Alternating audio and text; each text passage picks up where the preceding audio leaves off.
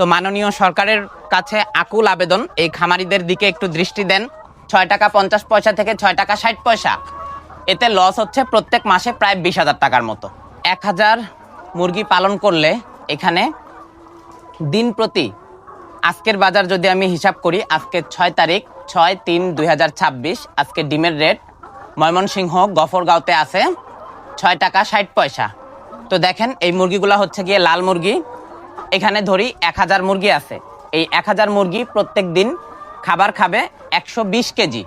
120 KG যদি খাবার খায়, এখানে প্রতি কেজি খাবারের মূল্য সর্বনিম্ন হলো 50 টাকা। তো 50 দিয়ে যদি গুণ করি, 50 গুণ 120, 120 গুণ হচ্ছে গিয়ে 50, তাহলে এখানে 6000 টাকার খাবার খাচ্ছে। আর এই যে মুরগি, আপনারা হয়তো অনেকে জানেন না, সাধারণ মানুষের জানা উচিত, এই মুরগিটার বয়স যখন একদম শুরু থেকে থাকে, মানে একদম 0 দিনের বাচ্চা, সেখান থেকে মোটামুটি 6 মাস বয়সে এই মুরগিগুলা খাঁচায় উঠে ডিম পাড়া শুরু করতে করতে ওদের প্রায় 22 সপ্তাহ পর্যন্ত সময় লাগে, এবং এই সময় কিন্তু কোনো ডিম পাড়ে না, এই সময় শুধু খাবারই খায় ওরা।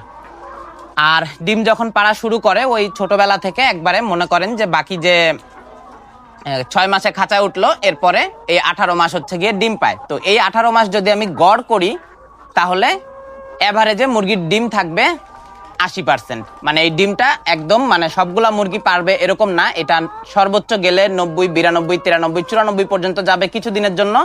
এরপরে নামতে নামতে এটা কিন্তু 75%-এ চলে আসবে যখন মুরগি রিজেক্ট হবে ওই সময়। তাহলে এখানে যদি 1000 মুরগি থাকে ইন্টু 80%, মানে ডিম আসবে 800টা। এবার 800টা ডিমের দাম আজকের রেট অনুযায়ী এখানে 6 টাকা 50 পয়সা চলতেছে। আমি যে 6 টাকা 60 পয়সা বললাম, এটা গতকালকে ছিল, দিনে দিনে নামতেছে, 6 টাকা 50 পয়সা হয়েছে। তাহলে 800 গুণ 6.5, 5200 টাকা।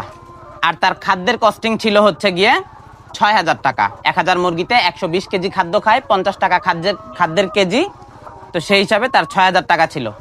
তাহলে এখানে তার আজকের দিন অনুযায়ী লস হয়েছে 800 টাকা। দেখেন প্রত্যেক দিন 800 টাকা, এটাকে যদি 30 দিয়ে গুণ করি তাহলে দৈনিক 24,000 টাকা। তো সেই হিসাবে যদি আমি হিসাব করি, অ্যাভারেজে প্রতি 1000 খামারে পার ডে বর্তমানে যে ডিমের দাম 6 টাকা 50 পয়সা থেকে 6 টাকা 60 পয়সা, এতে লস হচ্ছে প্রত্যেক মাসে প্রায় 20,000 টাকার মতো। এটা যদি আপনার 2000-এর খামার হয়ে থাকে, সেক্ষেত্রে লস হয় 40,000 টাকা, এবং মানে 1000-এ 20,000 করে যত বাড়বে তত। আচ্ছা, তো এইটা দেখাইলাম হচ্ছে গিয়ে তার শুধুমাত্র খাদ্যের খরচ দিয়ে মুরগি প্রোডাকশনে আনতে প্রত্যেক মাসে লস হচ্ছে 1000 খামারির প্রায় 18 থেকে 20,000 টাকা। তো এই ফার্মের ম্যানেজমেন্টাল কিছু কস্টিং আছে, যেমন এখানে হচ্ছে একটা লেবার যদি রাখা হয়, এই লেবারের মাসিক বেতন হয় সর্বনিম্ন 15,000 টাকা। যদি 1500 মুরগি হয়, তাহলে একটা লেবারেরই বেতন আছে মাসে 15,000 টাকা। এবার যদি এটার ইলেকট্রিসিটি বিল টিল আনুষঙ্গিকের কথা বলি, ফ্যান আছে, লাইটিং আছে। লেয়ার মুরগির তো লাইটিং খুবই গুরুত্বপূর্ণ। এই লাইট হচ্ছে, মুরগির যদি প্রপার লাইট দেওয়া না হয়, তাহলে কিন্তু মুরগির ডিম পারবে না, প্রোডাকশন থাকবে না। তাকে নির্দিষ্ট সময় পর্যন্ত লাইট দরকার। আবার গরমের দিনে কিন্তু শুধুমাত্র ফ্যান দিয়েও হয় না, সেক্ষেত্রে কিন্তু উপরে হচ্ছে টিনের চালের উপরে ঝর্ণা দিয়ে মোটরেরও একটা কস্টিং থাকে। এই সমস্ত কস্টিং হিসাব করলে আসলে দিন প্রতি, এই যে কিছুদিন পরে গরম চলে আসবে, প্রতি 1000-এ যদি মুরগির ডিমের দাম এরকম 6 টাকা 60 পয়সা, 6 টাকা 50 পয়সা এরকমই যদি থাকে, একটা খামারে প্রায় 40,000 টাকার মতো লস আসবে 1000 মুরগিতে প্রত্যেক মাসে। তো এরকম যদি হয়, তাহলে দিনকে দিন কিন্তু মানুষ এই খামার করা থেকে সরে পড়বে।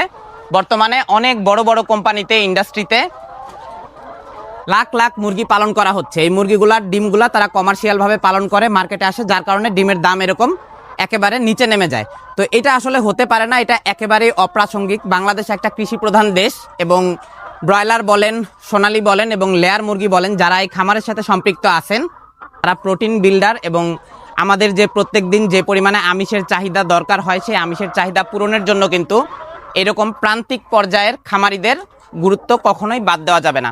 তো এর আগে প্রিভিয়াসলি বহু বছর থেকে খামারিরা এই ধরনের অসামঞ্জস্যতা সিন্ডিকেটের মধ্যে ভুগতেছে। এটা নিয়ে আসলে খুব একটা কথা হয় না অনলাইনে। এই প্রাণী সম্পদ খাতটা অনেক নিচে পড়ে থাকে সবসময়, এটা নিয়ে কথা হয় না। এইভাবে যদি 6 টাকা থেকে 6.5 টাকা, 6 টাকা 60 পয়সা এরকম যদি বাজার চলতেই থাকে, তাহলে দিন শেষে আসলে খামারিরা এই প্রোডাকশনের মধ্যে থাকবে না। অলরেডি অনেক খামার বন্ধ হয়ে গেছে, এবং এটা কিন্তু কৃষি প্রধান একটা দেশের জন্য হুমকি স্বরূপ। যে খামারিগুলা যে ডিম প্রোডাকশন করতেছে, এদের প্রোডাকশনের কস্টিং এদের খাদ্যের খরচের থেকে অনেক বেশি। তো এই দিকে যদি এখনো পর্যন্ত সরকারের দৃষ্টিগোচর না হয় তাহলে কিন্তু এই প্রান্তিক খামারিগুলো অচিরেই হারিয়ে যাবে। তো মাননীয় সরকারের কাছে আকুল আবেদন, এই খামারিদের দিকে একটু দৃষ্টি দেন, ডিমের এই সিন্ডিকেটটা ভেঙে দেন। এতে ডিম মাংসর উৎপাদনগুলা একটা সমন্বিত পর্যায়ে থাকবে এবং সারা দেশেই মানুষজন একটা ন্যায্য মূল্যে, খামারিও দাম পাবে ডিমের মাংসের এবং ভোক্তারাও ন্যায্য মূল্যে ডিম এবং মাংসের সরবরাহ পাবে।